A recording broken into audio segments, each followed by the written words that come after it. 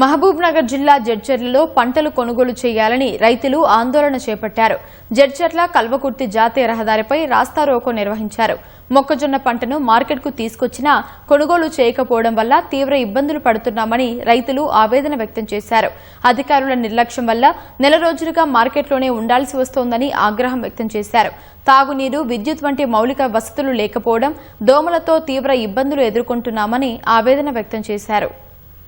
లక్ష్మణ్ నాయక్, మా తుప్పలగడ్డ తండ, చిన్నాదిరల ఉమ్మడి గ్రామ పంచాయతీ, జడ్చర్ల మండల్.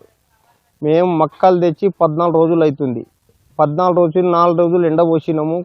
మ్యాచర్ వచ్చిన తర్వాత ఒక్కతను వేసినాం. 10 రోజులు అయిపోయాయి.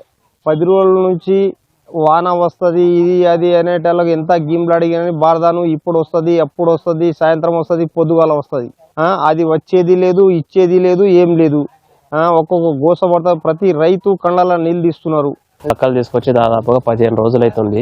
15 రోజుల నుంచి ఇక్కడ మ్యాచర్ రాలే అంటే సరే అని చెప్పి ఎండ పోసి ఆరబెట్టినాము. ఆరబెట్టిన తర్వాత మళ్ళీ దగ్గర చేసిన తర్వాత మళ్ళీ నింపండి అంటే సంచులు రాలేదు, లారీలు వస్తలేవు, ఏం చేస్తలేవు అని చెప్పి మాకు దాదాపు 15 రోజుల నుంచి 10-15 రోజుల నుంచి ఇక్కడనే ఉంటున్నాము. ఇక్కడనే తినుకుంటా ఇక్కడనే ఉంటున్నాము. వర్షాలు పడితే మరి ధాన్యం తడిచిపోతుందని చెప్పి భయంతో ఇంటికి కూడా పోతలేము.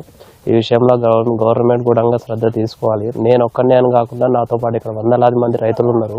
మాకందరికీ సహకారం వచ్చే విధంగా చూడాలి.